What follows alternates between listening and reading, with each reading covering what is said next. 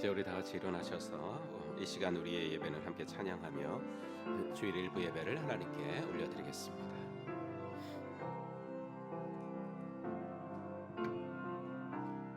이 시간 우리 예배는 목마른 마음 그대로 어떠한 욕심도 없이 주님만을 바라네. 이 시간 우리 예배는 찢어진 마음 그대로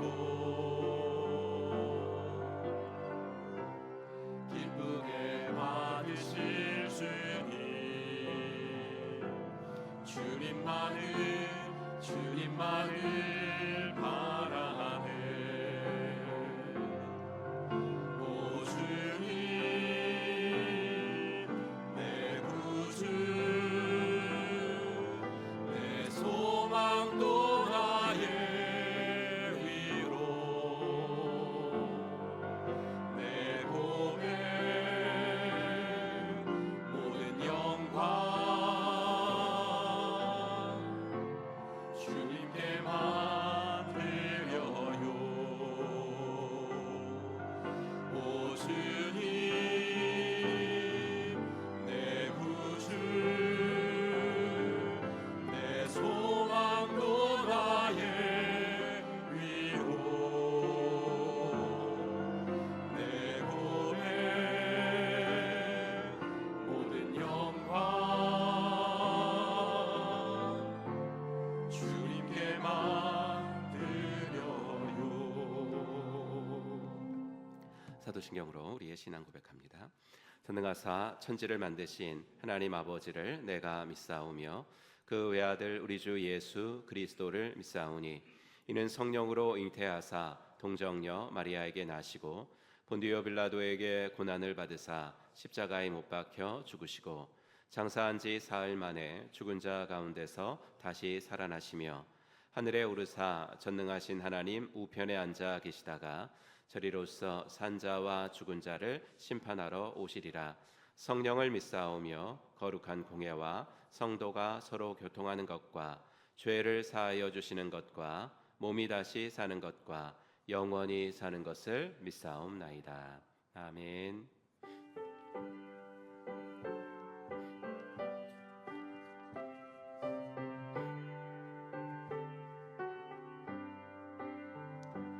여기에 모인 우리 주의 은총 받은 자여라. 주께서 이 자리에 함께 계심을 아노라. 언제나 주님만을 찬양하며 따라가리니 시험을 당할 때도 함께 계심을 믿노라. 이 믿음 더욱 굳세라. 주가 지켜주신다. 어두운 밤에도 주의 밝음이 인도하여 주신다. 우리는 세상으로부터 부름받은 하나님의 백성입니다. 또한 세상으로 보냄받은 그리스도의 제자입니다. 하나님을 기쁘게 찬양하는 예배자가 됩시다. 이웃을 열심히 구원하는 복음의 증인이 됩시다. 배움을 통해 그리스도를 본받는 성숙한 성도가 됩시다. 한몸된 교제를 나누는 건강한 지체가 됩시다. 아낌없이 사랑을 실천하는 봉사자가 됩시다. 그리하여 우리 모두 하나님을 영화롭게 하는 성령 충만한 공동체가 됩시다. 아멘. 자리에 앉으시고 짐바브웨 목장의 최종환 목자님 기도 인도하시겠습니다.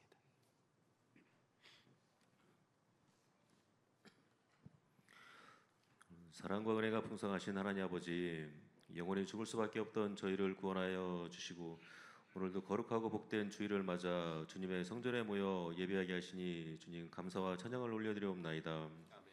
이 시간 세상의 무거운 짐과 걱정은 모두 십자가 앞에 내려놓고 오직 성령의 임재 안에서 주님만 바라보는 은혜의 시간 되게 하여 주시옵소서. 주님, 저희들의 삶 가운데 찾아오는 여러 가지 고난과 시련의 시간들이 있습니다. 고난의 때에 좌절하거나 원망하지 않게 하시고 오히려 이 시간을 나의 하나님을 인격적으로 만나는 축복의 시간임을 깨닫게 하여 주시옵소서. 어려울 때일수록 더욱 예배의 자리를 사모하며 성전을 찾는 성도들이 되게 하시고 움츠러들기보다 더욱 부르짖어 기도함으로 기도의 능력을 체험하는 영적 거인들이 되게 하여 주시옵소서. 낙심과 절망의 순간이 다가올 때 도리어 그 역경을 새벽을 깨우는 거룩한 습관으로 바꾸어 승리하는 삶을 살게 하여 주시옵소서. 교회의 머리 되신 주님, 우리 교회가 주님이 주신 비전을 따라 한마음 한방향으로 은혜롭게 나아가기를 원하옵나이다. 행복한 교회의 발걸음이 건강한 발걸음이 되게 하여 주시옵소서. 행복한 교회의 발걸음들이 성지 순례의 발걸음이 되게 하여 주시옵소서. 목장 모임이 원칙을 지키면서도 틀에 매이지 않는 역동적인 모임이 되게 하옵소서. 목장을 통해 삶이 변화되고 치유되는 역사가 일어나게 하시고 그 감격스러운 간증을 통해 태신자들이 초대되어 영혼의 구원의 기쁨이 발견되게 하여 주시옵소서. 성도들의 영적 성장을 위해 진행 중인 엣지통도 이제 신약을 시작합니다. 마지막까지 잘 마칠 수 있도록 힘을 주시고 은혜를 허락하여 주시옵소서. 특별히 주일학교 여름 수련회 준비하게 하시니 감사 올려드리옵나이다. 주님, 수련회를 통해 우리 아이들의 마음밭에 복음의 씨앗이 심기어지길 원하옵나이다. 오직 하나님의 사랑과 예수 그리스도의 이름을 깊이 묵상하는 복된 시간 되게 하여 주시옵소서. 아이들이 세상의 가치관이 아닌 주님이 주시는 참된 지혜와 생명을 발견하는 은혜의 자리가 되기를 간절히 소망합니다. 또한 준비하는 손길들 위해 성령의 지혜를 더하여 주시옵소서. 목사님들과 선생님들 그리고 봉사하는 모든 이들이 한마음 한뜻으로 연합하게 하시고 그들의 수고와 헌신 위에 하늘의 위로와 기쁨이 넘치게 하여 주시옵소서. 아이들을 사랑으로 대할 때 예수님의 따뜻한 성품이 그들에게 온전히 흘러가게 하여 주시옵소서. 주님, 이 모든 과정을 기쁨으로 시작하여 큰 은혜로 마무리하게 하실 것을 믿사옵나이다. 오늘도 강단에 세우신 목사님을 성령의 능력으로 붙들어 주시고 선포되는 말씀을 통해 온 교회가 위로를 얻고 나아갈 방향을 깨닫는 시간 되게 하여 주시옵소서. 예배의 시종을 주님께 의탁하오며 우리를 죄에서 구원하신 예수 그리스도의 이름으로 간절히 기도드리옵나이다.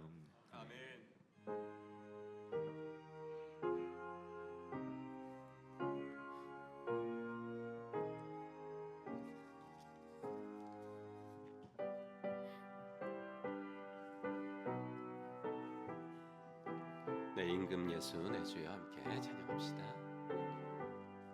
내 임금 예수 내 주여 이 죄인이 주님 앞에 한없는 은혜 받고서 내 생명 모두 드리오니 그 풍성하신 종일 주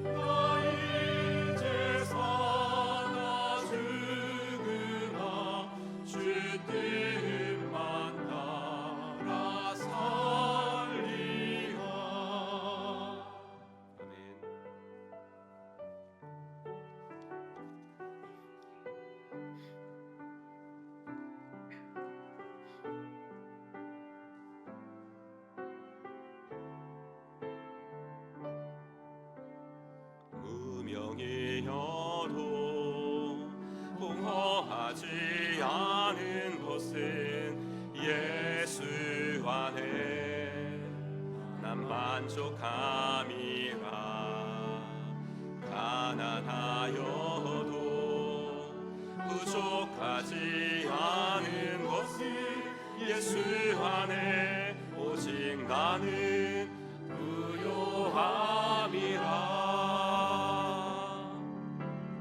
고난 중에도 견뎌낼 수 있는 것은 주의 계획 믿기 때문이라.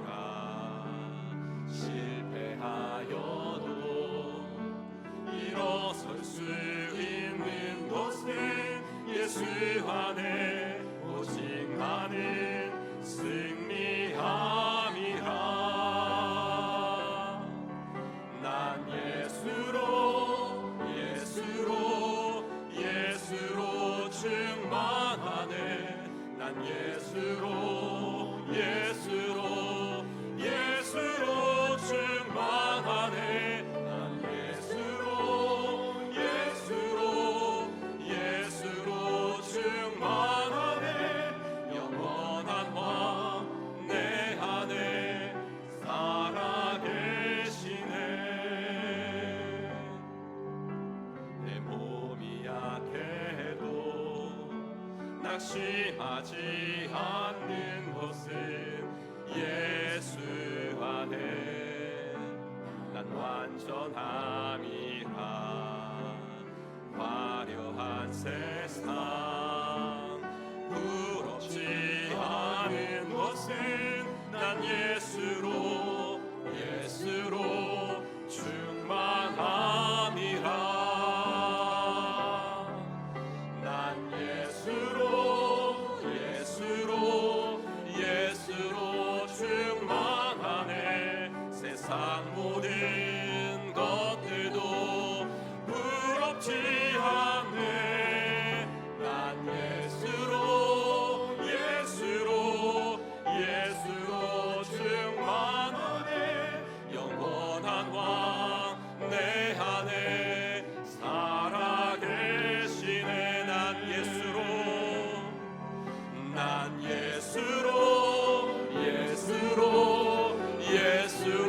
충만하네. 세상 모든 풍파도 두렵지 않네.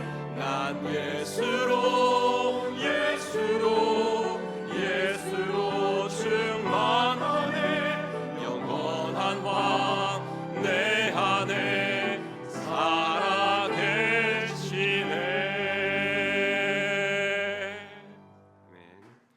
오늘 함께 읽을 말씀은 마태복음 말씀 같이 읽도록 하겠습니다.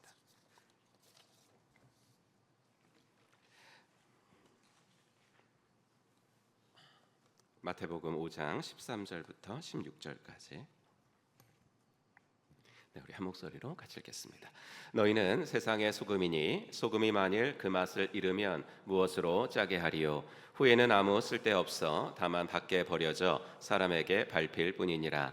너희는 세상의 빛이라. 산 위에 있는 동네가 숨겨지지 못할 것이요 사람이 등불을 켜서 말 아래에 두지 아니하고 등경 위에 두나니 이러므로 집안 모든 사람에게 비치느니라.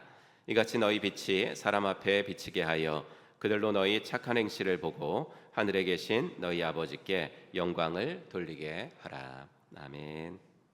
우리 찬양하면서 헌금 봉헌하는 시간 갖도록 하겠습니다. 두 손 들고 함께 찬양합시다.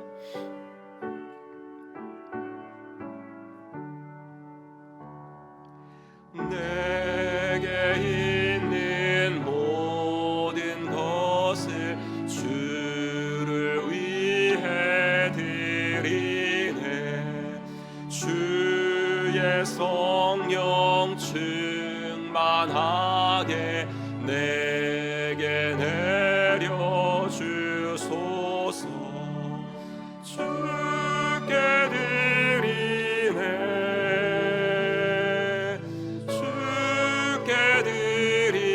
드리네. 사랑하는 구주 앞에 모두 드리네. 오늘도 말씀을 듣기 전에 우리 VIP들을 위해서 기도하도록 하겠습니다. 우리 한광동 목자님 초원에 속한 우리 15명 우리 이름 불러가면서 함께 기도합시다. 하나님 아버지, 주님의 은혜와 사랑을 감사합니다. 오늘도 VIP를 위해서, 이분들의 구원을 위해서 함께 기도합니다. 기쁜 목장의 김은종, 전영철, 이민중, 아버지 하나님, 김주경, 이화연님을 기억하여 주시옵소서. 신관중앙목장의 김동진, 박인우, 엄기범, 진유렴, 노형섭님을 기억하시고, 가스펠 목장의 이재성, 이승건, 송옥현, 오동호, 박숙희님을 주님 기억하여 주시옵소서. 하나님, 우리가 이들을 위해 기도하는 동안에 이들을 섬길 기회가 열어지게 해주십시오. 그래서 여기저기서 자주 만날 수 있도록 하나님께서 상황까지도 허락하여 주시옵소서. 하나님, 우리가 이들을 찾아가 섬길 때 그들의 필요가 잘 보이게 해주시고, 그의 마음이 열려서 기독교나 교회 그리고 하나님과 신자들에 대한 편견과 오해나 선입견이 사라지게 해주시고, 이들을 붙들고 있는 어둠의 영이, 이들의 눈을 가리고 있는 어둠의 수건이 예수님의 이름으로 벗겨지도록 인도하여 주시옵소서.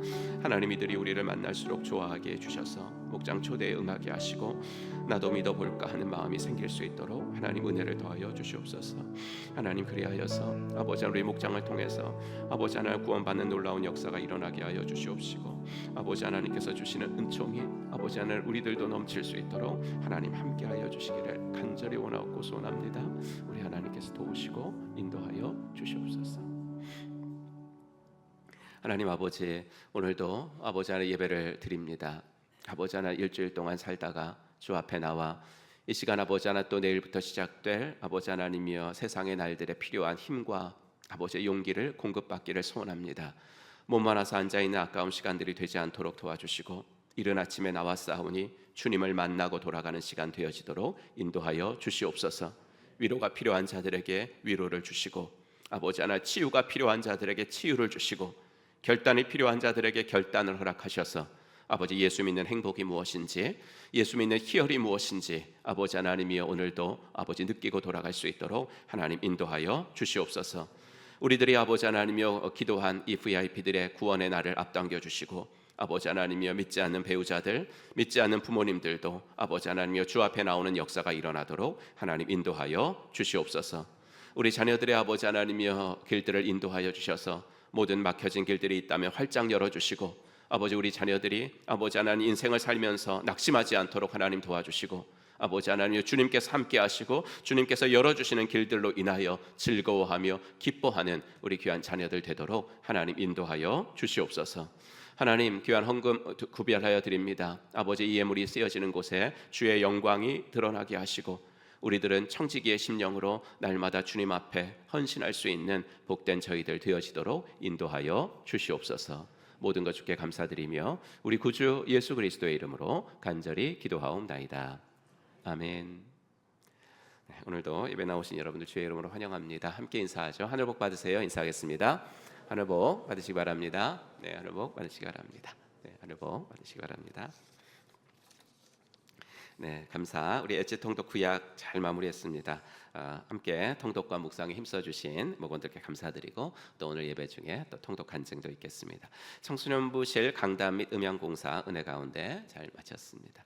청소년 목자 임명식이 다음 주 2부 예배 시간에 있습니다. 고다은, 김도연, 이주환 우리 학생들 이제 목자로 임명받는데요. 그래서 청소년부와 연합으로 2부 예배는 드리도록 하겠습니다. 2026년 주일학교 여름 사역이 이제 앞두고 있습니다. 또 특별 헌금 드리면서 우리 자녀들을 위해서 많이 응원해 주시고요.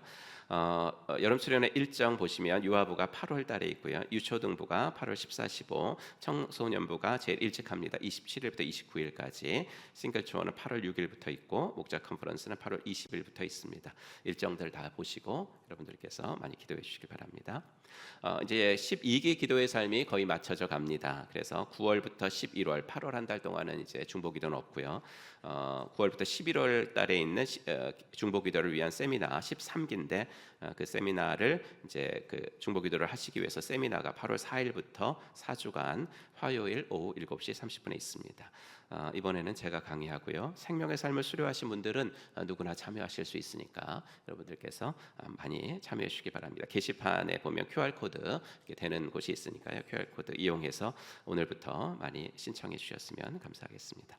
선교기도회 7월달 선교기도회가 이번 주 수요 기도회 시간에 있습니다. 새가족반 50기 새가족반 오늘 첫 번째 모임이고요. 49기 예수영전 모임 25일 날 있으니까 기억해 주시고 많이 참여해 주시기 바랍니다. 목원들과 함께하는 엣지 있는 통독 200일 플랜 23주차 오늘부터 이번 주부터 신약 1권 들어갑니다. 이번 주는 마태복음 읽으시면 되겠습니다. 2026년 가족의 평신도 세미나 안내 보시고 특별히 8월 달에 있는 세미나 평세에도 여러분들 많이 다녀와 주시기 바랍니다. 목장 선교지의 양촌제일 분가 목장은 미국 LA에 있는 개척한인교회 김정호 목사님. 우리 김정호 목사님은 우리 교회에도 한번 오셔서 이제 음악으로 오스트리아 그 국립 악단의 그 직원으로 그 바리톤 직원으로 계시다가 이제 목사 안수 받으시고 미국 가서 아마 이제 가정교회로 개척을 하신 것 같아요. 그래서 더 제가 많이 후원하고 싶고 그렇습니다. 우리 신효성 목자님 이제 그 목장은 이제 가스펠 목장으로 부르시면 되겠습니다. 우리 있는 목장 이름 중에서 제일 세련된 것 같습니다. 네, 가스펠 목장. 양촌제일보다는 좀 그죠? 양촌제일보다는 세련된 건 맞는 것 같습니다. 그래서 가스펠 목장으로 불러주시고요. 네, 우리 교우 소식 및 담임 목사 동정, 우리 등록하신 분들, 우리 박경순 성도님, 수정 목장, 윤순호 목자님 목장 선택하셨습니다. 감사하고요. 우리 장례 노윤정 목녀님 모친께서 소천하셔서 장례를 잘 마쳤고요. 또 우리 황민식 집사님 이제 장례가 나서 이제 오늘 2시 반에 서울인데요. 오늘 2시 반에 출발하니까 함께 하실 분들 2시 반까지 교회차 이용하시면 되겠습니다. 개원 박미선 집사님 필리핀 아라얀 목장 심리상담센터 공감세상이라고 하는 심리상담센터 개원하셨습니다. 주소 보시고 또 이용하시면 되겠습니다. 저는 이번 주에 여름 휴가로 갔도록 하겠습니다. 네, 우리 하박국서 말씀 함께 읽고 또 암송하겠습니다. 시작. 하박국 3장 18절 말씀. 나는 여호와로 말미암아 즐거워하며 나의 구원의 하나님으로 말미암아 기뻐하리로다. 아멘. 네, 우리 외우신 분들은 함께 외워보겠습니다. 시작. 하박국 3장 18절 말씀. 나는 여호와로 말미암아 즐거워하며 나의 구원의 하나님으로 말미암아 기뻐하리로다. 아멘. 우리 마태복음 5장 말씀 함께 같이 읽을까요? 시작. 마태복음 5장 16절 말씀. 이같이 너희 빛이 사람 앞에 비치게 하여 그들로 너희 착한 행실을 보고 하늘에 계신 너희 아버지께 영광을 돌리게 하라. 아멘.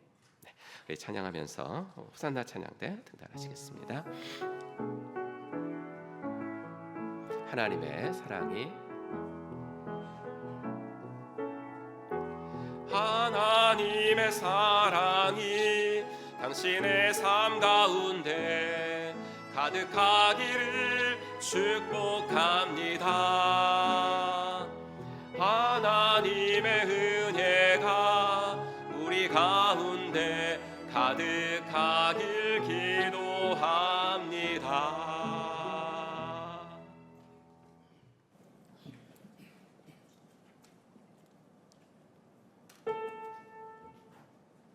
내 안에 부어주소서 내 안에 부어주소서 내 안에 부어주소서 내 안에 부어주소서 내 안에 부어주소서 성령이여 내 안에 부어주소서 성령의 충만한 기름을 내 안에 충만케 하소서 성령의 기름으로 내 안에 부어주소서 성령의 충만한 기름을 내 안에 충만케 하소서 성령의 기름으로 내게 기름 가득할 때 주의 복음 전할 수 있네 내게 기름 가득할 때 주의 사랑 베푸네 그날에 우리 주님께서 밤중에 찾아오실 때에 기름 주인 믿는 자만이 잔치 자리 들어가네 그날에 우리 주님께서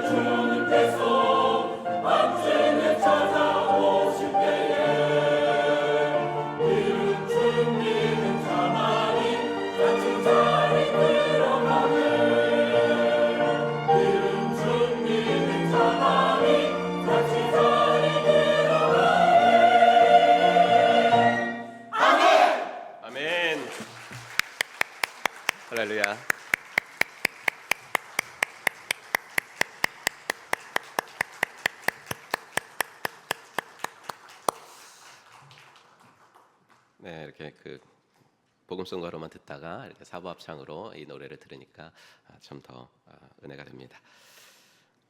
이제 우리 이 시간에는 우리 그 엣지통도 함께 간증 구약이 맞춰졌습니다. 우리 송명희 집사님 나오셔서 간증으로 함께 해주시겠습니다. 우리 박수로 한번 맞이해주시기 바랍니다.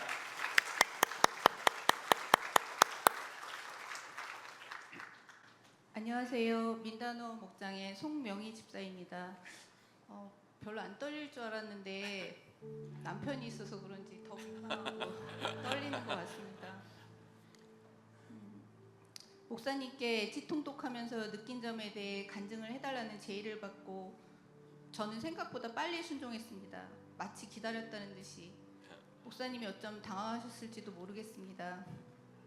목사님이 무엇인가 교회를 위해 말씀하시는 걸 거절하면 목사님도 인간적으로 힘드실 것 같다라는 생각을 하게 된 계기가 있었는데 그 이유가 첫 번째였고, 이 교회에 등록하기 전부터 주일 예배 순서에 평신도들의 간증 시간이 자주 있는 것에 신기하기도 하고 은혜도 되고 했었습니다. 이 교회를 등록하게 되면 언젠가는 누구라도 저 자리에 서게 되겠구나라는 생각을 했던 것이 두 번째였습니다. 물론 생각보다 너무 빨리 제 차례가 되기는 했습니다. 저는 이 교회의 저를 아마 아는 분보다 모르는 분이 훨씬 더 많을 정도로 최근에 생명의 삶을 마쳤습니다. 저는 모태신앙이었고 대학을 들어가던 해 이사를 가게 되면서 엄마가 정한 교회에 따라가서 중등교사를 맡게 되었습니다. 그 부담감으로 교회를 하루하루 빠지게 되고 제 마음이 처음으로 이대로는 안 되겠다. 교회를 다닌다면서 아이들을 가르친다면서 성경 말씀을 하나도 모르고 어떻게 교회를 다니지 하며 성경을 한번 읽어보려 처음으로 저만의 성경책을 폈었습니다. 첫째 날은 무엇을 만드시고 둘째 날은 무엇을 만드시고에 저는 성경을 덮었습니다. 도저히 이 신화 같은 이야기가 믿어지지 않았습니다. 이렇게 말씀을 의심하면서 떠났던 저는 신앙을 다시 찾고 싶다는 소망을 갖기까지 10년의 세월이 걸렸고 그때부터 성경 말씀을 무턱대고 읽어보려 노력을 했었습니다. 다시 교회를 찾으며 혼자 골방에서 아이를 재우고 기도도 했습니다. 하나님, 저는 믿고 싶은데 믿어지지가 않습니다. 누군가는 기도하면서 환상을 보기도 하고 냄새를 맡기도 한다는데 제게도 보여주세요. 그래야 믿을 수 있을 것 같습니다. 그런데 기도 도중 갑자기 무서운 생각이 들었습니다. 정말 하나님이 지금 명희야 하면서 나타나시면 무서울 것 같았습니다. 지금은 아닌 것 같아요, 하나님 하면서 눈을 떴습니다. 그렇게 하나님을 믿고자 알고자 성경을 읽다 포기하다를 몇 번을 거치고 함께 모여 통독도 하고 이렇게 하나님을 알고 싶어서 말씀, 기도, 봉사, 몸부림을 치기도 했었습니다. 그러던 중 마침내 어성경이라는 것을 알게 되었고 성경의 흐름을 파악하게 되고 코로나 때 모든 종교활동이 멈췄던 시절 저는 되도록이면 아침마다 성경을 읽으며 묵상을 하고 저만의 일기를 썼습니다. 이유 없는 불안이 엄습할 때 말씀은 제게 힘이 되었습니다. 그렇게 3년을 지내고 여기로 이사를 와서 교회를 정하기까지 1년 그 시간이 중단되었습니다. 그런데 민다나오 목장을 선택하고 가정교회 생활을 본격적으로 하게 되며 엣지통독을 시작하게 되면서 또다시 성경 말씀을 하루하루 읽게 되었습니다. 물론 바쁜 날은 건너뛰기도 여러 번 했습니다. 저희 목장은 목원 한 사람 한 사람이 예배나 목장 생활을 위해 작고 큰 한 가지씩은 맡아서 할 수 있도록 목자 목녀님이 권면해 주십니다. 제게 엣지 통독방을 따로 만들어서 나눔을 하는 것을 하자고 제의해 주셨고 그렇게 구약을 읽는 동안 엣지 통독방에서 저희 목장 식구들과 같이 성경의 흐름을 파악하기도 하고 그 말씀이 주는 의미를 서로 나누기도 하고 다짐도 하는 생활을 하고 있습니다.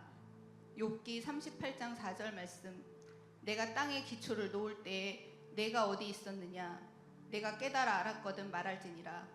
신화 같은 창세기가 믿어지지 않던 제게 망치로 한 방 얻어맞게 했던 말씀의 구절을 다시 대할 때 그 말씀을 목원들과 나누었고 첫 제사 파트에서는 하나님을 인격적으로 만났던 그때를 나누었으며 마지막 예언서를 읽으면서는 하나님의 당근과 채찍에도 반복되는 인간들의 죄성은 멈추지 않는 것에 대한 하나님의 애통한 마음을 나누었으며 저 개인적으로는 끝까지 포기하지 않으시는 방법이 결국은 예수님의 보혈이었구나를 알게 하셨습니다. 그 보혈의 의미를 제대로 묵상하기만 하면 우리는 그 죄성에서 조금은 벗어날 수 있고 그 노력들을 하나님께서 보시는구나 라는 것을 이번 엣지 통독 구약을 통해 새롭게 알게 되었습니다. 잠시 멈추었던 말씀으로 시작하는 하루하루가 감사하고 힘이 됩니다.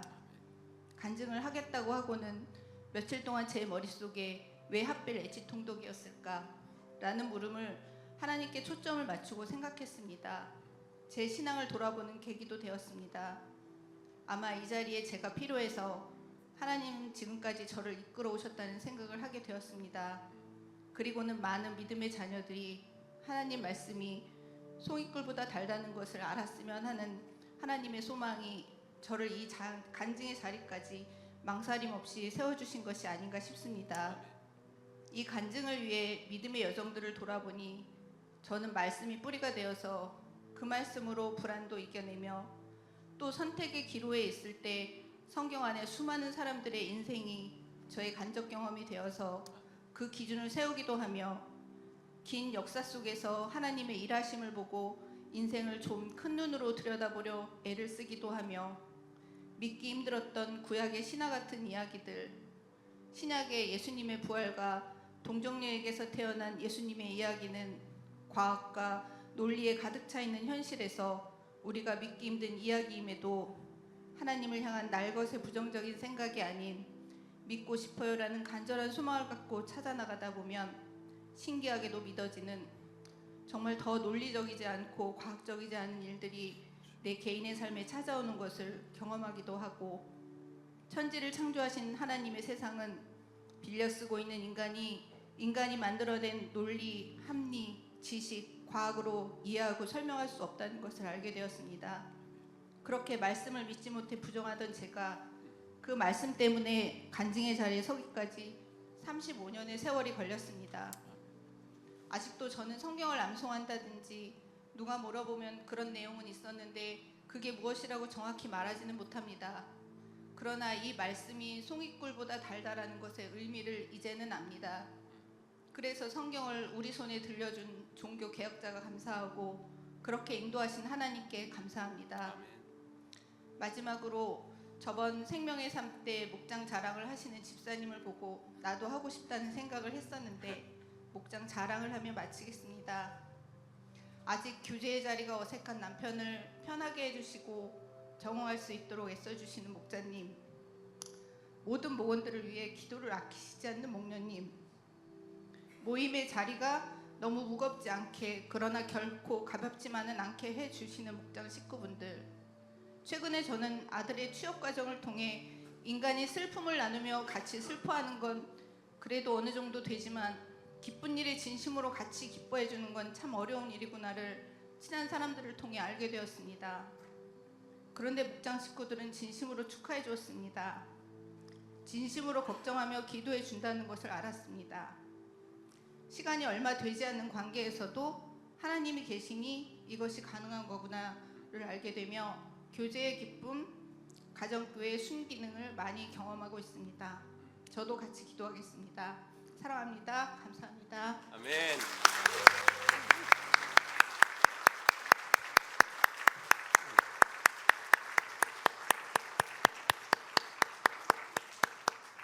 네, 그렇군요. 네, 감사합니다. 그 생명의 삶도 너무나 잘 감당하셨고 또 오늘 이렇게 엣지 통독 간증까지 이렇게 섬겨주셔서 감사합니다. 이제 지난주로 엣지 통독 구약을 끝냈습니다. 우리가 이제 세겹절 기도할 때마다 느끼는 건 뭐냐면 혼자 하면 힘들지만 함께 하니까 되더라라는 거죠. 엣지 통독도 핵심 본문만 읽는 것이기 때문에 쉽겠지라고 생각하지만 만약에 혼자 했다면 우리는 중간에 다 포기했을 겁니다. 하지만 목장 식구들과 함께 하니까 구약이라는 긴 여행도 다 마칠 수 있었습니다. 이번 주부터는 신약 성경을 함께 통독해 나가도록 하겠습니다. 신약 성경을 펼치면 만나게 되는 것이 이제 복음서예요. 복음이란 말 그대로 이제 기쁜 소식을 얘기하는 거죠. 그럼 구약 성경이 어떻게 끝나는가 이걸 보셔야 돼요. 이스라엘 백성들이 바벨론 포로에서 돌아왔어요. 이제 땅도 되찾고 그리고 이전 성전보다는 좀 초라하지만 그래도 성전도 다시 지었어요. 하지만 여전히 외세의 압제는 끊어지질 않았죠. 우리나라는 언제나 자유로워질까? 예전에 다윗 왕이 계셨을 때 그때의 영광을 언제나 다시 되찾을 수 있을까? 하나님이 세워주셨던 수많은 예언자들은 그날이 오면 하나님이 다윗과 같은 왕을 보내줄 거야 라고 했는데 도대체 그날은 언제 오는 것일까? 여러분, 그들이 대망하던 다윗과 같은 왕이 오는 것, 그게 복음이죠. 유대인들에게 그것 말고 더 기쁜 소식은 어디 있겠습니까? 다윗과 같은 왕이 오는 것. 그래서 구약은 복음을 기다리는 이스라엘 백성들 이야기를 하는 것으로 끝이 납니다. 우리는 구약 마지막 성경인 말라기 4장에서 한 장만 넘기면 신약 마태복음 1장이지만 사실 그 한 장이 시간으로 따지자면 400년 정도 됩니다. 400년 동안 이스라엘의 역사는 말 그대로 암흑기였습니다. 하나님의 말씀이 임하지 않았던 시대입니다. 한마디로 하나님이 구약 내내 하셨던 긴 이야기가 끊어진 것 같은 그런 시대였어요. 그런데 400년이 흐르자 일이 일어나기 시작했습니다. 끊어진 것 같은 이야기가 다시 이어집니다. 약속하신 다윗과 같은 왕이 오신 겁니다. 그래서 마태복음 1장 1절은 이렇게 시작하죠. 아브라함과 다윗의 자손 예수 그리스도의 계보라. 이스라엘 백성들이 그토록 고대하던 다윗과 같은 왕이 드디어 다윗의 후손 중에서 태어나셨습니다 라는 것을 선포하면서 신약이 시작되고 있습니다. 그래서 복음서 중에서 마태복음은 구약과 신약을 잇는 다리 역할을 하는 거죠. 그런데 우리가 신약 성경을 펼치면서 궁금한 것 중에 하나가 뭐냐면 복음서가 예수님이 하신 일들 그리고 예수님이 하신 말씀을 통해서 예수가 과연 누구인가라는 것을 알려주는 것이 복음서라면 왜 하나면 됐지 마태, 마가, 누가, 요한 이렇게 4개씩이나 있는가가 궁금하죠. 사실 복음서의 내용들이 사복음서 되게 비슷합니다. 다. 그래가지고 이 복음서를 읽어내는 것이 상당히 만만치가 않습니다. 하지만 복음서가 4개가 있는 것이 우리에게 너무나 유익합니다. 복음서가 4개나 있음으로 해서 우리가 직접 뵙지는 못한 예수님에 대해서 더 다양한 정보를 얻게 되고 예수님에 대해 더 다양한 그림을 갖게 됩니다. 그래서 한 신학자는 복음서에 대한 책을 쓰고 자신이 쓴 책 제목을 어떻게 붙였냐면 4편의 초상 한 분의 예수 이렇게 붙였어요. 그러니까 복음서는 사진이 아니라 예수님에 대한 초상화라는 거예요. 같은 대상을 그려도 초상화는 다 다르잖아요. 사진은 똑같을 수 있지만 화가가 그 대상의 어떤 부분을 더 강조해서 그리느냐에 따라 그림은 달라지는 게 그게 그림이잖아요. 복음서가 그렇다는 거예요. 그럼 마태는 예수님을 어떤 모습으로 그렸을까? 마태는 왕이 없어서 슬퍼하고 왕이 없어서 괴로워하던 그래서 왕을 학수고대하던 구약의 이스라엘 백성들에게 드디어 왕이 오셨습니다. 왕이 오셨습니다. 이 이야기를 하고 싶었거든요. 그러니까 마태는 그의 복음서에서 예수님을 뭘로 그렸냐면 왕으로 그린 거예요. 왕으로. 그래서 이번 주에 여러분들이 읽으실 핵심 본문 제목들을 한번 보시면 왕으로 오신 예수, 월요일날, 그 다음에 화요일에 산상수훈, 수요일날 하나님 나라의 비유, 목요일날 교회, 금요일에 지상명령. 이게 핵심 본문으로 읽으실 건데 요거가 이제 그 애치통독 교재 보면 제목으로 나와 있을 거예요. 근데 제가 왕이라는 키워드로 한번 다시 풀이해 보면 월요일부터는 왕으로 오신 예수, 왕의 탄생. 그다음에 화요일 산상수는 왕의 교훈, 비유는 왕의 나라. 그다음에 교회는 왕의 백성.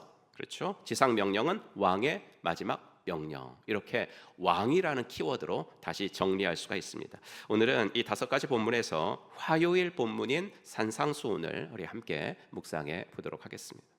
마태복음 5장부터 7장까지 써 있는 이 산상수훈은요, 성경 전체에서 너무나 유명한 말씀이에요. 마태복음뿐만 아니라. 그런데 이 산상수훈을 제대로 이해하려면 이 위대한 가르침이 시작되기 전에 예수님이 뭘 하셨을까, 또 무슨 말씀을 하셨을까, 이것을 이해하는 것이 선행되어져야 됩니다. 예수님이 하신 일이 뭐냐면 몇 명의 제자들을 부르신 거예요. 그렇죠? 역시 예수님은 무엇을 먼저 해야 하는지를 정확히 아셨던 분입니다. 역시 예수님은 일보다는 사람이 먼저다라는 것을 아셨던 분이에요. 예수님은 일보다는 관계가 중요하다라는 것을 먼저 아셨던 분이죠. 예수님은 전능하신 분이잖아요. 혼자서 다 할 수 있는 분이고 오히려 이렇게 좀 능력이 많은 사람들은 혼자 하는 게 더 편합니다. 혼자 하는 게.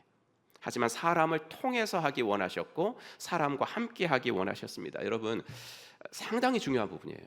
네, 오늘 오늘의 핵심 어떤 주제는 아닌데, 여러분, 사람을 통해서 하기 원하고 사람과 함께 하기를 원하셨던 거, 이것은 우리에게 적용하면 너무나 좋은 포인트입니다. 그래서 먼저 제자들을 부르시는데, 그런데 제자들을 부르시는 기준이 별로 높지를 않아요.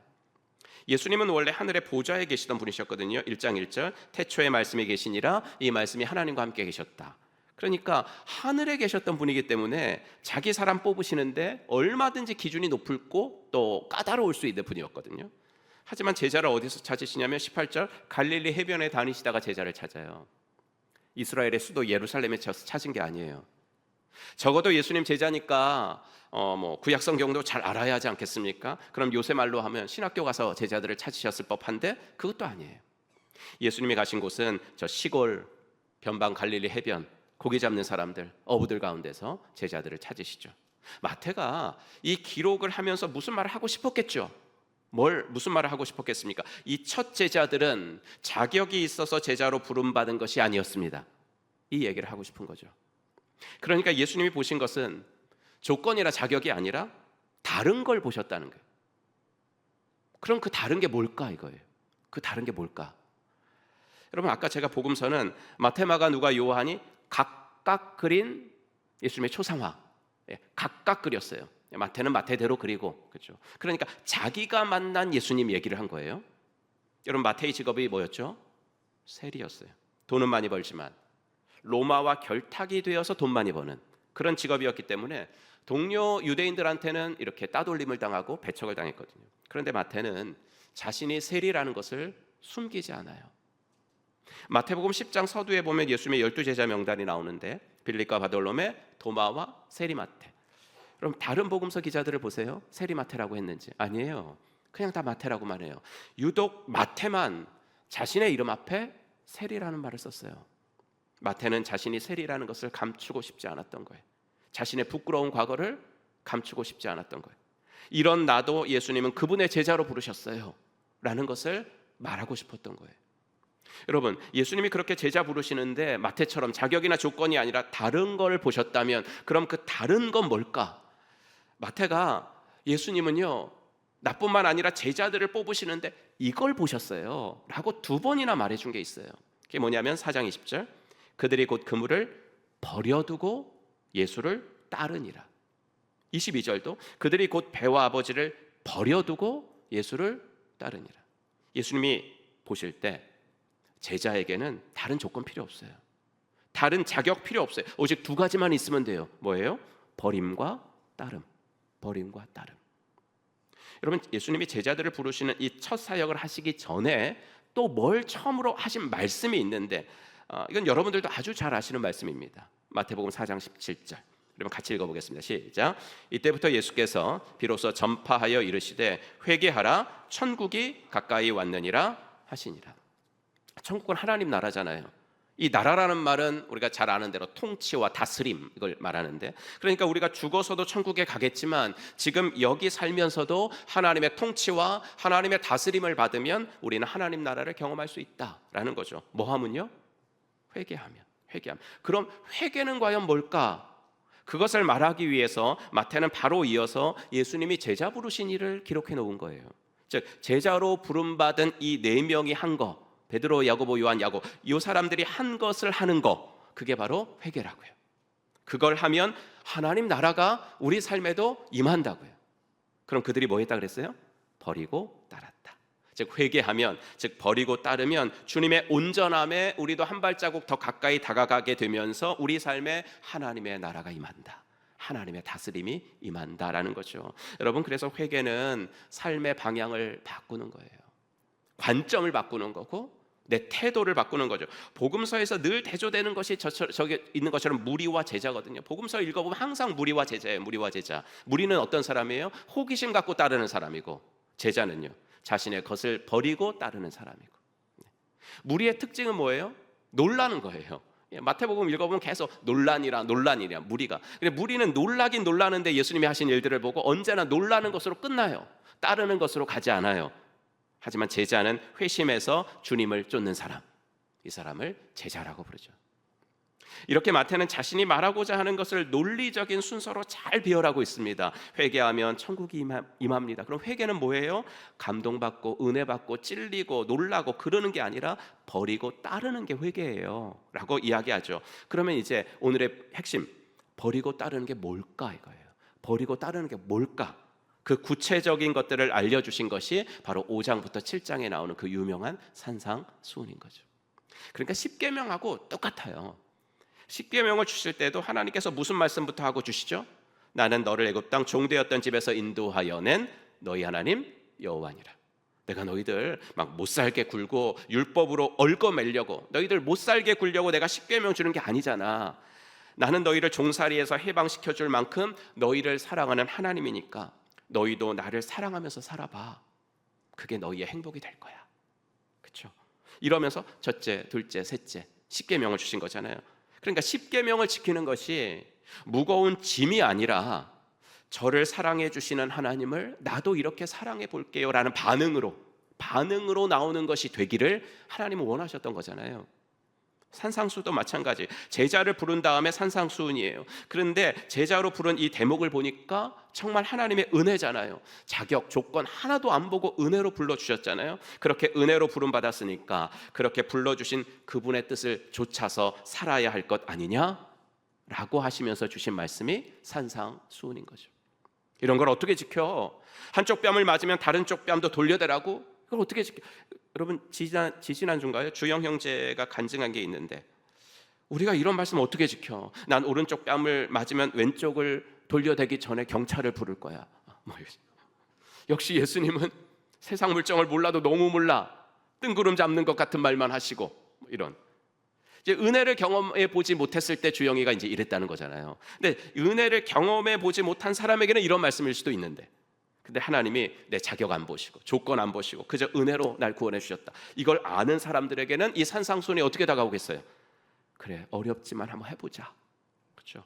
내 힘으로는 안 되지만 날 제자로 부르신 예수님이 도와주시면 이렇게 살 수도 있을 거야. 그럼 정말 행복해질 것 같아. 이렇게 이런 말씀으로 다가오는 거거든요. 그래서 마태는 이 산상수훈을 예수님이 누구에게 말씀하셨는지를 정확히 기록해 놓은 거예요. 산상수훈의 대상은 예수님 믿지 않는 사람이 아니라 예수를 믿는 사람들에게 주신 거예요. 즉 무리가 아니라 제자들에게 주신 말씀. 5장 1절에 대상이 분명히 나오죠. 예수께서 무리를 보시고 산에 올라가 앉으시니 제자들이 나왔어요. 무리를 보시고 산에 올라갔는데 정작 그 말씀을 들은 사람들은 제자들이 나와서 들었다고요. 산상수훈은 이렇게 예수님을 만나 삶의 방향을 바꾼 사람들, 세계관이 바뀌고 가치관이 변화된 사람들, 복에 대한 정의를 새롭게 내리게 된 사람들이 앞으로 그럼 난 어떻게 살아가야 할까? 어떻게 살 때 예수님을 믿는 것이 정말 행복할까? 한번 교회라는 곳에 발을 담궜으니까 이거 뺄 수도 없고 참 난감하네. 한번 교회라는 곳에 발을 담갔는데 이거 뺄 수도 없고 참 난감해. 그렇게 짐스러운 게 아니라 정말 보람 있고 의미 있게 예수를 믿을 수 있는 방법이 있을 텐데 그게 뭘까? 라고 궁금해하는 사람들에게 주신 말씀이라는 거예요. 그럼 이제 예수님을 믿고 나서 우리의 삶의 목적과 목표가 어떻게 정해져야 하는지를 오늘 본격적으로 알려드릴게요. 그럼 목적은 방향이고요. 목표는 행동 지침을 목표라 그래요. 그러니까 일단 목적부터 아셔야 돼요. 목적. 우리의 신앙생활의 목적. 예수님이 산상수훈에서 말씀해 주셨는데 5장 48절이에요. 그러므로 하늘에 계신 너희 아버지의 온전하심과 같이 너희도 온전하라. 그러니까 제자로 부름받은 성도들이 나아가야 될 신앙생활의 방향, 인생의 목적은 우리 주님의 온전함을 담는 온전함. 이게 우리의 목적입니다. 그럼 온전함이란 게 또 뭘까 이거예요. 온전함. 이것은 마태가 자주 쓰는 표현을 통해 알 수 있는데 마태복음 5장 20절에 보면 온전함이란 이런 거예요 라고 이야기를 합니다. 한번 같이 읽어볼까요? 시작. 내가 너희에게 이르노니 너희 의가 서기관과 바리새인보다 더 낫지 못하면 결코 천국에 들어가지 못하리라. 즉 우리가 이 땅에 살 때 하나님의 온전함을 닮으려고 한다면 세상보다는 나아야 된다 이거예요. 자주 드리는 말씀처럼 같아서는 영향을 미치지 못해요. 똑같은데 내가 어떻게 영향을 미쳐요? 달라야죠. 더 나아야 합니다. 이게 성도의 신앙생활의 목적입니다. 우리는 세상과는 더 나아야 됩니다. 달라야 됩니다. 이게 목적입니다. 그럼 어떤 부분에서 어떻게 나아야 할까? 구체적인 행동 목표로 오늘은 3가지만 말씀을 드리겠습니다. 첫째, 산상수훈 5장을 지나서 6장으로 오시면 제일 먼저 구제, 그 다음 기도, 그 다음 금식이 나와요. 이 3가지는 당시 유대인들이 습관적으로 하던 거였어요. 당시 유대인들이라면 구제, 기도, 금식을 그냥 밥 먹듯이 하는 사람들이었어요. 근데 그 자체는 좋은데 뭐가 문제였어요? 외식이 문제였거든요. 6장 1절, 사람에게 보이려고 그들 앞에서 너희 의를 행하지 않도록 주의하라. 왜 자꾸 보이려고 그러냐? 보이려고 왜 금식하고 보이려고 왜 구제하고 그러냐 이거죠. 그러니까 주님의 제자들인 우리가 세상보다 더 나아서 빛이 되고 소금이 되려면 이게 보이려고 하는 건 아니라고요. 즉 뭐냐면 겉과 속이 같아야 된다고요. 외식하지 말아야 된다고요. 그러니까 사람을 의식하기보다는 먼저 하나님을 의식하는 것이 되어야 된다고요. 대신 관계가 바로 되어야 된다고요. 여러분, 무엇이 가장 강력한 전도일까? 우리 목사님 설교 한번 들어봐. 또는 유명한 목사님인데 이 목사님 영상 한번 봐봐. 그러면서 전달해주면 전도가 돼요? 저도 누가 전달해주는 영상은 거의 안 봐요. 멋진 교회 행사에 초대하면 전도가 될까요? 우리도 쉴만한 물가하니까 뭐 그런 것도 해야 되죠. 다 좋아요. 하지만 이런 것보다 더 강력한 전도 방법을 쓰셔야죠. 강력하고도 지속 가능한 전도 방법. 쉴만한 물가를 맨날 할 수는 없잖아요. 그죠? 그러니까 강력하고도 지속 가능한 전도 방법은 뭐냐면 겉과 속이 같은 나의 삶이에요. 그게 가장 강력하고 지속 가능한 전도 방법이에요. 하나님과의 관계, 그러니까 대신 관계가 먼저니까 사람은 못 봐도 하나님 보시잖아요. 사람은 못 봐도 하나님은 보시니까 사람에게 보이려는 가식하는 삶을 살지 말고 앞과 뒤가 좀 같은, 겉과 속이 좀 같은, 삶의 모든 부분이 좀 투명하고 나를 통해 예수가 보이는 가시성 있는 삶을 살라는 거예요. 가식하는 삶이 아니라 가시성 있는 삶. 이건 독일에 여러분 너무 잘 아시는 보네퍼 목사님이 말씀하신 너무나 유명한 말씀이거든요. 이 시대 교회와 그리스도인들이 반드시 회복해야 할 것은 뭔가 가시성 있는 삶이다. 그렇죠? 나를 통해 예수가 보이는, 우리 교회를 통해 예수가 보이는 그 삶을 살아. 이것이 바로 우리의 첫 번째 목표가 되어야 합니다. 두 번째로 예수님은 이어서 물질, 즉 돈 이야기를 하십니다. 하나님의 온전함을 담는다는 것이 세상과는 다르게 사는 것이라면 이 돈에 대한 부분이야말로 우리가 세상 사람들과 가장 확실하게 달라야 될 부분이다라는 겁니다. 왜냐하면 돈이 갖는 파워가 아주 대단하기 때문에 그렇습니다. 마태복음 6장 24절에서 유명한 말씀을 하시죠. 한 사람이 두 주인을 섬기지 못할 것이니 혹 이를 미워하고 저를 사랑하거나 혹 이를 중히 여기고 저를 경히 여김이라. 너희가 하나님과 재물을 겸하여 섬기지 못하느니. 마태가요, 예수님의 이 말씀을 들었을 때 정말 망치로 한 대 얻어맞은 것 같았어요. 그러니까 여기다 써놨죠.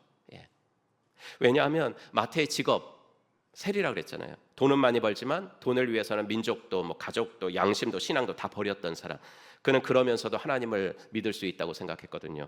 소위 말하는 배부른 소크라테스가 되고 싶은 거예요. 배부른 소크라테스가. 여러분, 어떤 철학자가 그 말 했잖아요. 배부른 돼지보다 배고픈 소크라테스가 되라. 배부른 돼지보다 배고픈 소크라테스. 그렇지만 마태는 나는 배부른 소크라테스가 되면 되잖아. 그러니까 난 두 가지 다 갖고 싶어. 난 하나님도 믿고 돈도 많이 벌 거야. 이렇게 했거든요. 하지만 예수님 말씀하셨어요. 우리 인생에서 주인이 될 수 있는 건 두 존재밖에 없는데 하나님하고 돈, 두 존재밖에는 될 수 없어. 이 말은 두 존재가 다 될 수 있다는 것이 아니라 어느 하나만 네 하나님이 될 수 있어 라고 말한 거죠. 그래서 방금 읽은 구절에서 재물과 하나님 동시에 섬길 수 없다. 그 재물을 영어 번역에 보면 맘몬이라고 했죠. 머니라고 하지 않았어요. 맘몬, 즉 돈신이다 라고. 사람은 하나님이든 돈이든 어느 한 편만 신으로 택할 수 있다라는 거죠. 오해는 하지 마세요. 하나님 믿으면 돈은 필요 없어요. 가난이 미덕이에요. 이런 말을 제가 하는 게 아니에요. 하나님을 내 주인으로 선택해서 하나님을 주인으로 섬기기로 하셨다면 이거죠. 하나님을 내 주인으로 선택하셔서 하나님을 내 주인으로 삼기로 선택하셨다면 돈은 매일매일 순간순간 상대화시키며 살아가야 된다는 거예요. 세상 사람들은 그런데 어때요? 자신의 인생에 있어서 절대적 존재로 돈을 선택하거든요. 돈을 쓰는 것이 나지만 사실 돈이 주인이에요. 여러분 잘 보세요. 돈이 이끄는 대로 따라가지 않아요? 그죠? 돈이 하라고 하는 대로 하지 않아요? 하지만 하나님의 온전함을 담겠다고 인생의 목적을 정한 사람들은 이 부분에서는 달라야 한다고요. 이 부분에서 다르지 않으면 여러분 이 주일날 아침에 되게 무거운 말씀을 제가 드리는 거 좀 죄송한데, 이 돈에 대한 부분에서 여러분들이 세상과 다르지 않으면 하나님의 온전함을 닮으실 수는 없습니다. 평생 못 닮습니다. 물론 우리도 이 세상에서 발붙이고 사는 이상 돈이 있어야 되죠. 하지만 돈이 내 인생의 주인이 되지는 않도록 하겠습니다 라는 것을 날마다 선언하며 사셔야 됩니다. 이것이 우리가 11조를 하는 이유고, 이것이 우리가 헌금을 하는 이유입니다. 그래서 헌금은 나를 위해서 하는 겁니다. 하나님 위해서 헌금하는 거 아닙니다. 또는 우리 교회 위해서 헌금하는 거 아닙니다. 그런 생각이라면 헌금하지 마세요. 헌금은 나를 위해서 하는 것입니다. 내가 돈의 노예가 아니라 하나님의 종으로 살기 위해서 최소한의 안전장치로 하는 것이 헌금이다라는 것을 기억하십시오. 바로 이 돈에 대한 부분에서 세상과는 다르게 살 때 세상은 우리를 통해 예수를 보게 됩니다. 여러분 복음서를 읽어보면 참 주님이 돈에 관해서 많은 말씀들을 하십니다. 산상수훈의 절반이 돈에 관한 얘기라는 거 아십니까? 6장도 보시면 반이 돈에 관한 얘기입니다. 6장 19절도 볼까요? 너희는 자기를 위하여 보물을 땅에다가 쌓아두지 말아라. 땅에서는 좀이 먹고 녹이 슬어서 망가지며 도둑들이 뚫고 들어와서 훔쳐간다. 되게 긴 문장이라서 딱 감이 오지 않는데 원문대로 번역을 해드리면 돈을 쌓기를 당장 중단하라 너희를 위하여, 이겁니다. 돈을 쌓기를 당장 중단하라 너희를 위하여. 이것도 오해는 하지 않으시겠죠? 저축하지 말라는 말이 아닙니다. 하지만 그 일에만 몰두해 있는, 오직 돈을 벌고 쌓는 데만 집착해 있는 삶의 방식을 가지고 있다면 너희들이 당장 멈추라 라는 이야기입니다. 그럼 왜 이 말씀을 하실까? 왜 이 말씀을 하실까? 염려 때문이에요. 염려. 우리가 하는 염려의 상당 부분이 돈 때문이지 않습니까? 다 돈과 관련이 있지 않습니까? 그래서 하나님과 재물을 동시에 섬기지 못해요 라고 하신 후에 바로 자연스럽게 예수님은 염려에 관한 이야기를 하시는 거예요. 나는 나의 자녀들이 염려하며 살기를 원하지는 않아 라는 거죠. 마태복음 6장 25절. 그러므로 내가 너희에게 이르노니 목숨을 위하여 무엇을 먹을까, 무엇을 마실까, 몸을 위하여 무엇을 입을까 염려하지 말아라. 이 부분도 직역을 하면 염려를 중단하라. 습관적으로 반복해서 하는 염려를 중단하라는 겁니다. 왜냐하면 염려는 또 다른 불신이기 때문입니다. 하나님이 내 삶을 책임지고 하나님이 내 삶을 보호 인도해 주신다는 것을 못 믿는 것이기 때문에 그렇죠. 그런 사람은 주님을 닮은 온전함으로 나아갈 수가 없다는 것입니다. 그러니 염려를 중단하고 염려의 방향을 바꾸라는 거예요. 그게 그 유명한 6장 32절과 33절의 말씀이죠. 우리 한번 같이 읽겠습니다.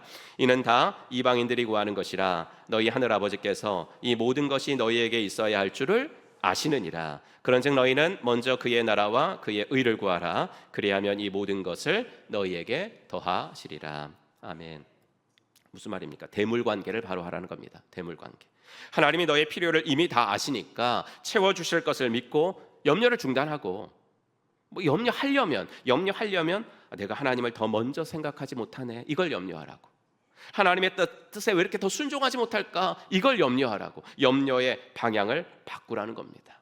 우리의 두 번째 목표예요. 대물관계, 쌓기를 중단하라. 염려를 중단하고 염려의 방향을 바꾸라라는 겁니다. 마지막으로 이 말씀이 끝나고 7장으로 가시면 비판의 문제를 다룹니다. 이 세상의 분위기는 비판의 분위기죠. 7장 3절. 어찌하여 형제의 눈 속에 있는 티는 보고 내 눈 속에 있는 들보는 깨닫지 못하느냐. 그러니까 내 얼굴에 이제 시커먼 것이 묻었어요. 근데 그것도 모르고 남의 얼굴 보면서 너 왜 이렇게 지저분하냐, 세수도 안 하고 다니냐, 눈곱 좀 떼라, 이렇게 말한다는 거예요. 이런 세상에서 성도는 달라야 한다는 거예요. 성도도 인간이기 때문에 왜 상대를 볼 때 마음에 안 드는 구석이 없겠어요? 왜 비판하고 싶은 마음이 없겠어요? 다 내가 보면 다 마음에 안 들고 그런데. 하지만 그 비판의 대상이 점점 불쌍히 여겨져서 기도의 대상이 되는 거. 7장은 이제 그 얘기를 하는 거예요. 뭐냐면 비판의 대상이 점점 무슨 대상으로? 기도의 대상으로 바뀌어야 되는 거죠.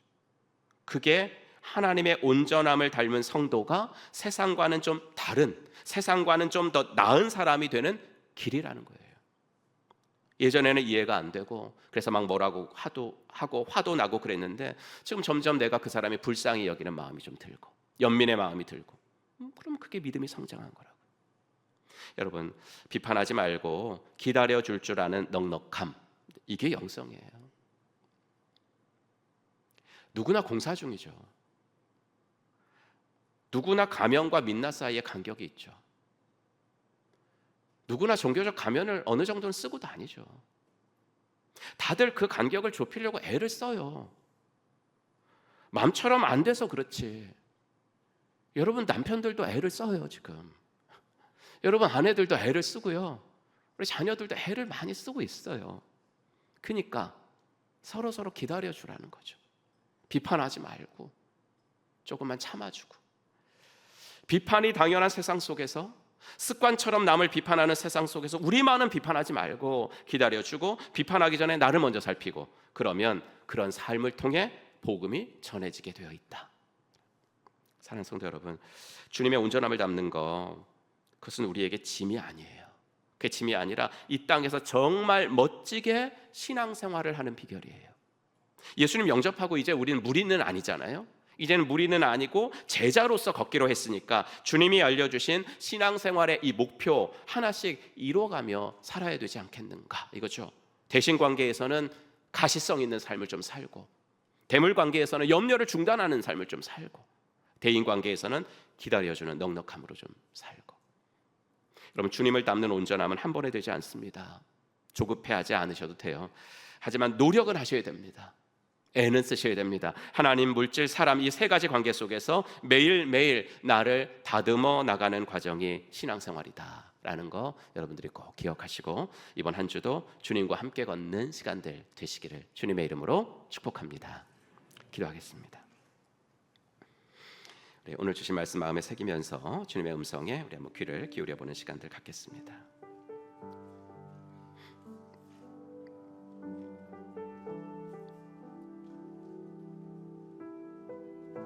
주님은 우리 삶의 목적이 하나님의 온전하심을 담는 것이라고 하십니다. 나는 너의 삶이 자꾸 가리고 자꾸 숨기는 것이 되지 않았으면 좋겠어. 종교적 가면이 아니라 오히려 내 앞에서나 목원들 앞에서나, 하나님 앞에서나 목원들 앞에서도 부족함도 좀 드러낼 수 있는 가시성 있는 삶을 사는 것이 좋지 않겠니? 이렇게 말씀하시진 않는지. 나는 내 자녀들이 염려하며 살기를 원하지 않는단다. 너가 쌓아두지 않아도 나는 너희들의 필요를 이미 다 알고 있어. 그러니 그 염려를 거룩한 염려로 바꾸며 내가 채워주는 것을 경험해 보지 않겠니? 이렇게 말씀하시지 않는지. 혹시 오늘 비판하지 말아라, 미워하지 말아라 라는 말씀 들으며 네 마음속에 떠오르는 사람이 있지 않니? 그 사람을 긍휼히 여겨줄 수 없겠니? 그 사람을 긍휼히 여기는데 어려움이 너에게 뭐니? 내가 너를 용서하고 조건 없이 받아준 것처럼 너도 그 사람을 품어줄 수는 없겠니? 이렇게 말씀하시진 않는지. 오늘 하나님이 주신 말씀을 마음속에 새기면서 우리 침묵 가운데 주의 음성을 들어보겠습니다.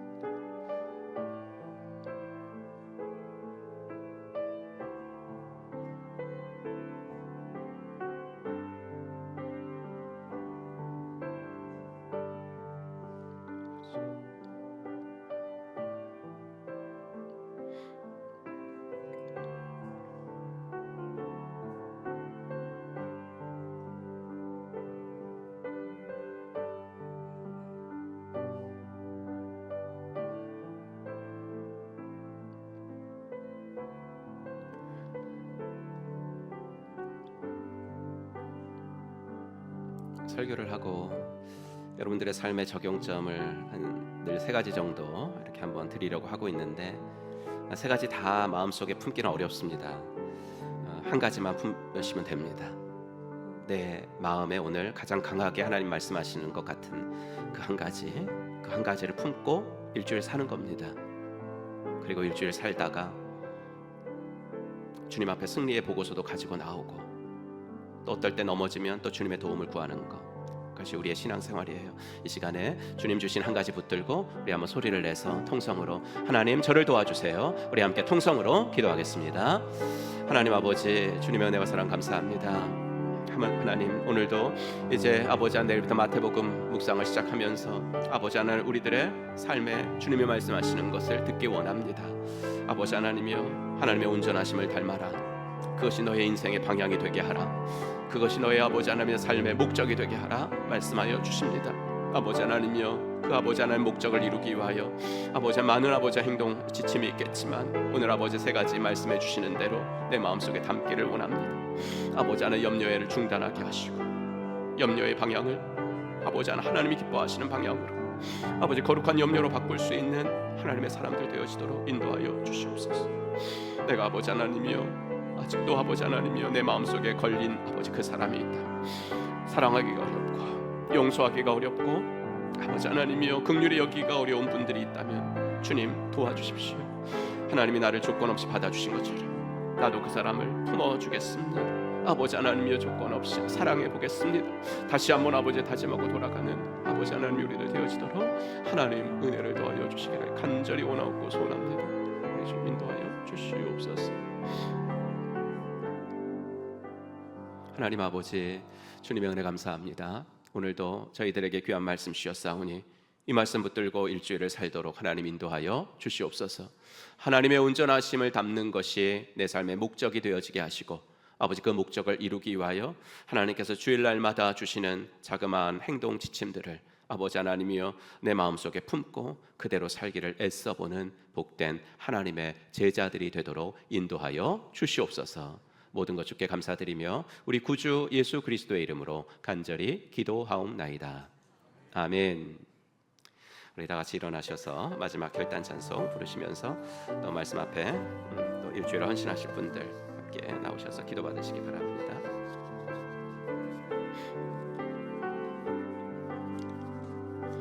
세상의 부와 세상의 명예 세상 자랑 모두 내려놓고 날 구한 십자가 날 시킨 보혈 주의 은혜를 깊이 생각합니다. 나의 나은 것 내 모든 것 다 거저 받은 선물 내 삶을 은혜로 가득 채워주셨네. 나의 나은 것 내 모든 것 다 거저 받은 선물 내 삶을 주신 분께 다시 올려드리. 나는 삶으로 주님을 노래합니다. 나를 통하여 주님만 높임 받으소서. 나는 삶으로 주님을 예배합니다. 나의 삶을 비 우리 두 손 들고 찬양합시다. 나는 삶으로 주님을 노래합니다. 나를 통하여 주님만 높임 받으소서. 나는 삶으로 주님을 예배합니다. 나의 삶을 빛으로 사용하소서.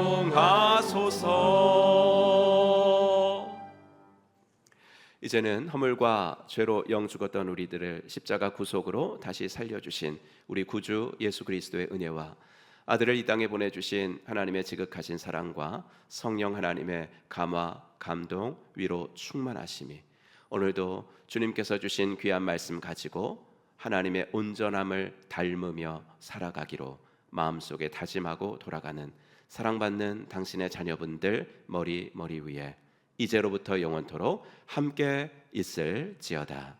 아멘.